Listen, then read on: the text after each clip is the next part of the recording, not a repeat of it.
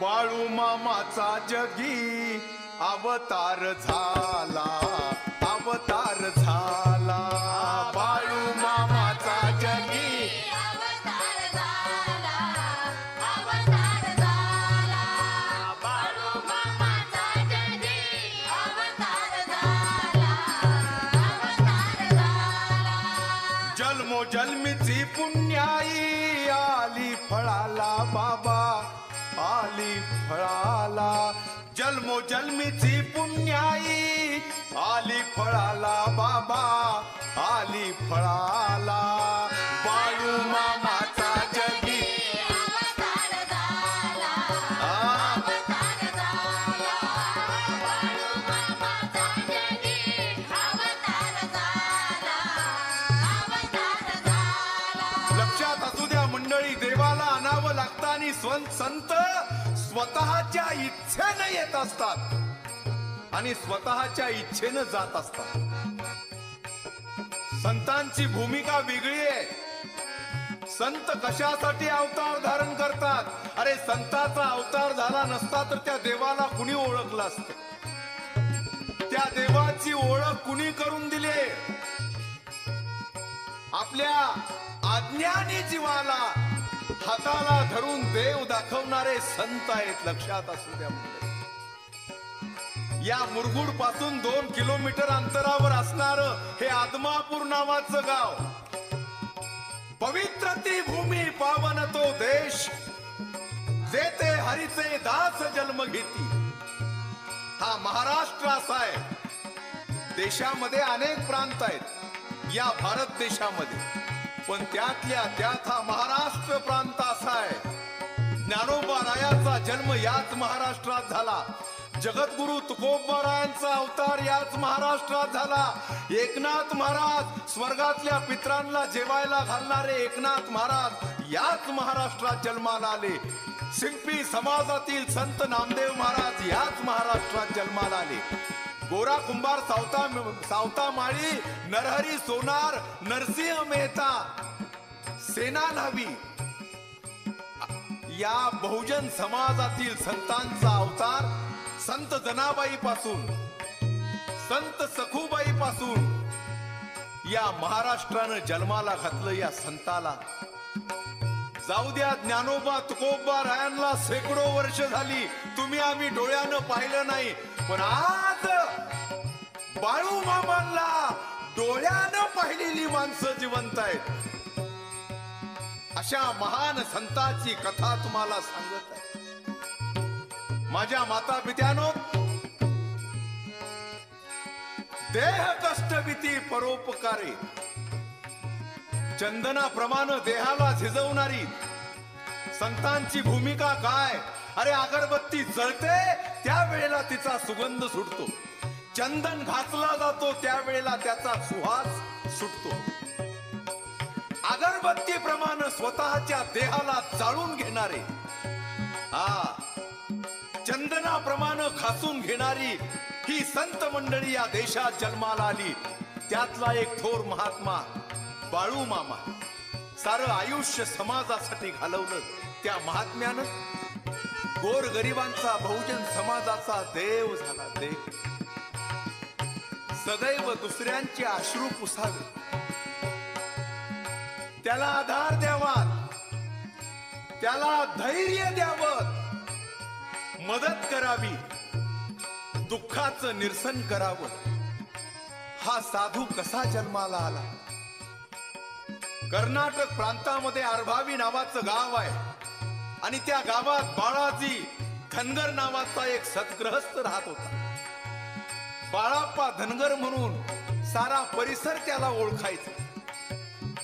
रक्ताचं पाणी, हाडाचा चुना, मासाचा चिखल करायचा बाळाप्पा धनगर, कष्ट करायचा.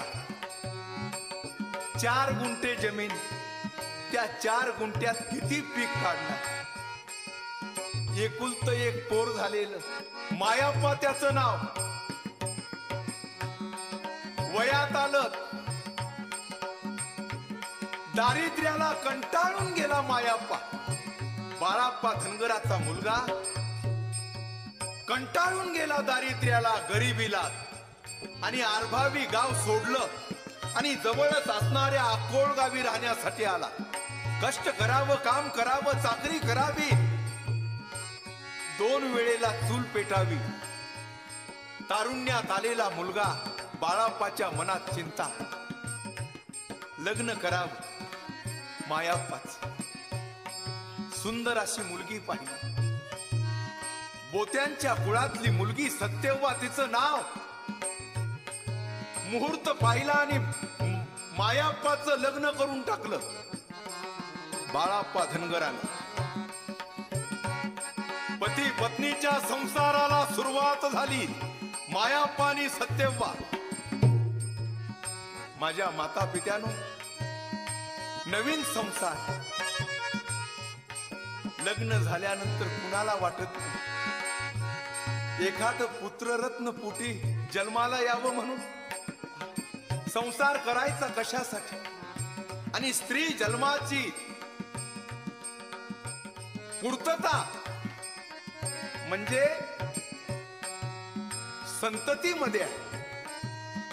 हलसिद्धनाथाच्या वाडीला हलसिद्धनाथाची यात्रा भरते दरवर्षी आणि ही पती पत्नी त्या यात्रेला आलेली आहे. दर्शन घेताना सत्यव्वानं नवस केला हलसिद्धनाथ, देवा पुत्र देगाय साकुळी, असा मुलगा दे. करी भक्तीची दीपवाळी, भक्तीची दीपवाळी करणारा. पुत्र भावायसा गुंडा, ज्याचा तिन्ही लोकी झेंडा. त्रैलोक्यात झेंडा फडकवणारा असा पुत्र माझ्या पोटी दे. कुसंतान पेक्षा निसंतान राहिलेलं बर. दारू पिणारी, कोंबड्या बकऱ्या खाणारी, मनाला वाटेल तसं वागणारी ही अवलाद माझ्या पोटी जन्माला घालण्यापेक्षा मी निसंतान राहिली, वांज राहिली तरी चालेल. आणि पुत्र द्यायचा असेल तर त्रैलोक्यात झेंडा फडकावणारा असा पुत्र माझ्या पोटी घाल. हलसिद्धनाथानं कौल दिला आणि 9 महिने 9 दिवसात मुलगा झाला. सत्यव्वाला मुलगा झाला. मायाप्पाच्या पोटी मुलगा झाला. तो दिवस होता सोमवारचा. रविवारी एकादशी होती. सोमवारी द्वादशीचा उपवास सोडला आणि सत्यव्वा बाळंत झाली, पुत्ररत्न झाले. काय आनंद झाला असेल त्या मायाप्पाच्या घरात. गरीबाचं घर. चिखलातच कमळ उगवत असतं मंडळी, लक्षात ठेवा. बागेमध्ये कमळ येत नाही, चिखलात उगवतं कमळ. तसं गरीबाच्या घरात देव संताच्या रूपानं जन्म घेतो. महाविष्णूचा अवतार सखा माझा ज्ञानेश्वर. म्हणे रामेश्वर भट्ट द्विजा, तुका विष्णू नाही तुझा. या संत उक्ती प्रमाणे संतांचे झालेले अवतार म्हणजे देवानं घेतलेले अवतार आहे. हे लक्षात असू द्या. माझ्या माता पित्यानो, दिसा मासानं सत्यव्वाच्या पोटी जन्माला आलेला बाळ लहानाचा मोठा होऊ लागला. सुंदर असा दिवस पाहून बारसं घातलं आणि बाळू नाव ठेवलं मुलाचं. बाळू. घराघरात मुलं जन्माला येतात, त्या लेकरांपेक्षा एक विलक्षण लेकरू होत. रांगायला सुरुवात झाली, तुरु तुरु चालायला सुरुवात झाली. कधी एकमेकात मिसळून खेळ खेळावा असं कधी बघायला मिळालं नाही. एकटाच खेळत बसायचा, मंदिरात बसायचा दिवस दिवस. कुंपणावर जाऊन झोपायचा, झाडावर चढायचा. मुलं म्हणायची, सत्यव्वा तुझं पोरग काही आगळं वेगळंच आहे. काट्यावर काय झोपतय, झाडावर काय चढतय, एकटंच खेळत बसतय. आता 8-10 वर्षाचं वय झालं, कुठंतरी रांकेला लावलं पाहिजे. आणि म्हणून मायाप्पानं विचार केला आणि आपल्या मुलाला अकोळ गावातल्या जैन सावकाराच्या घरी कामाला ठेवलं.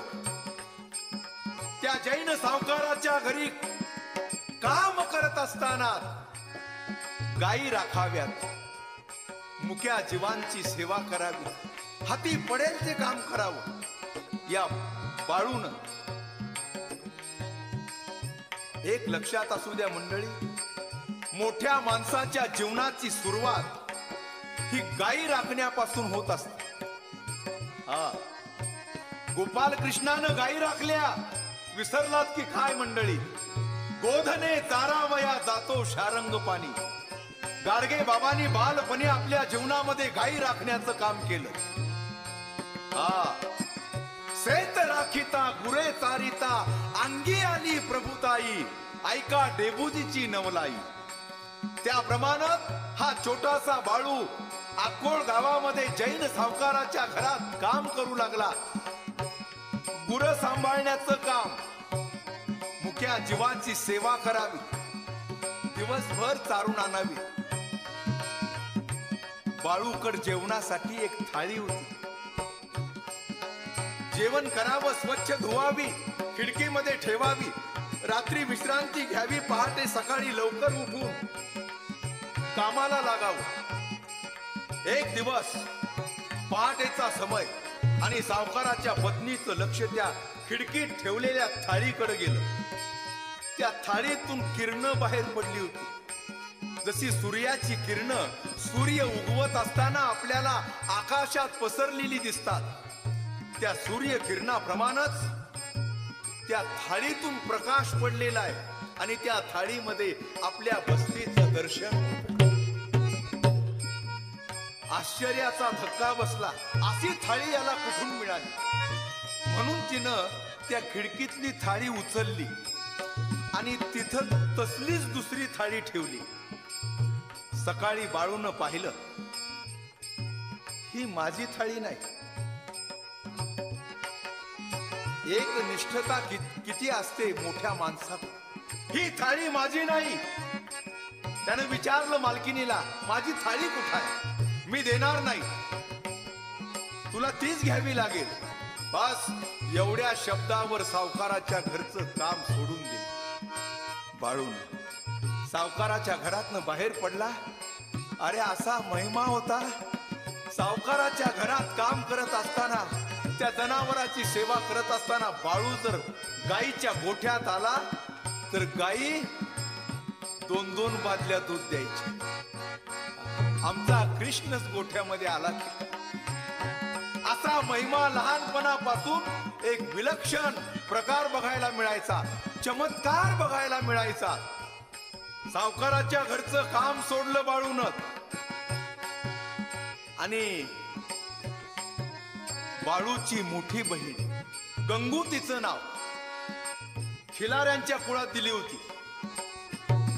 बाळू तिच्याकडे जाऊन राहिला. लेकूरवाळी बहीण, तिची लेकरं सांभाळावीत, सगळ्या लेकरांना दिवसभर खेळवावं. ती लहान लहान लेकरं मामा मामा मामा म्हणून हाक मारायची आणि त्या लेकरांनी हाक मारता मारता ती गल्ली मामा मामा म्हणू लागली. बघता बघता सारा अक्कोळ गाव त्याला मामा म्हणून हाक मारू लागलं. साऱ्या परिसरात मामाचा आवाज झाला आणि अशा पद्धतीनं बाळूचा बाळू मामा झाला. लक्षात असू द्या माझ्या माता पित्यानो, बाळू मामाचा अवतार झाला दीन दलितांच्या उद्धारासाठी, दुःखितांच्या कल्याणासाठी, दुःखानं गांजलेल्या माणसाला अभय देण्यासाठी. बाळू मामाचा जगी अवतार झाला, अवतार झाला. बाळू मामाचा जगी अवतार झाला, अवतार झाला. बाळू मामाचा जगी अवतार झाला, अवतार झाला. जन्मोजन्मीची पुण्याई आली फळाला बाबा, आली फळाला. जन्मोजन्मीची पुण्याई आली फळाला बाबा, आली फळाला. बाळू मामाचा जगी अवतार झाला, अवतार झाला. बाळू मामाचा जगी अवतार झाला, वयात आल्यानंतर बाळूचं लग्न करावं असा विचार आई वडिलाच्या मनात आला. बाळूच्या कानावर गोष्ट आली. माता पिता माझ्या लग्नाच्या कामाला लागलेले आहेत. त्यानं सांगितलं, कशाला या भानगडीत पडता? माझं जीवन हे दुसऱ्यासाठी जीवन आहे, संसार करण्यासाठी नाही. पण आई वडील ऐकेनात. ज्या बहिणीपाशी बाळू राहिला होता त्या बहिणीचं नाव गंगूबाई. तिनं विचार केला, आता जावाई दुसरीकडे हुडकायचं काही कारण नाही.